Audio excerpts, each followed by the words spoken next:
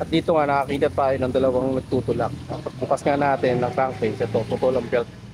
At dito nga dinala ko si Bossing dito sa Yamaha, dito sa Las Piñas, para makabili siya ng belt. Pag nakabili siya, ikakapitan natin, pupunta na natin ulit kung sila nasiraan sa bandang Danghari. Pagdating nga natin sa pwesto, agad natin kinabit itong belt nga na to. Dahil nga pala sila Bossing, nagmamadali at may pupuntahan pa sila. Payo ko nga rin pala sa ating mga motorista, ugaliin natin magpa-maintenance ng motor para maiwasan ang mga ganitong birya. Kasi yun lang naman, magpa-maintenance ng motor. Check natin ating mga panggilid, lalo na kung meron tayong malayong lakad.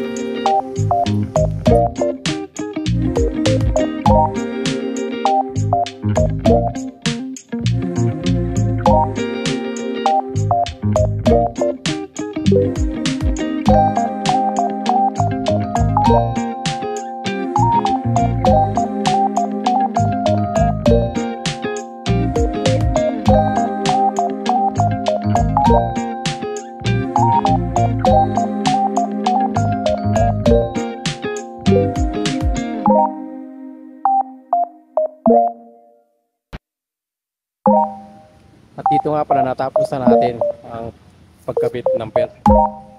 Yon, ride safe everyone!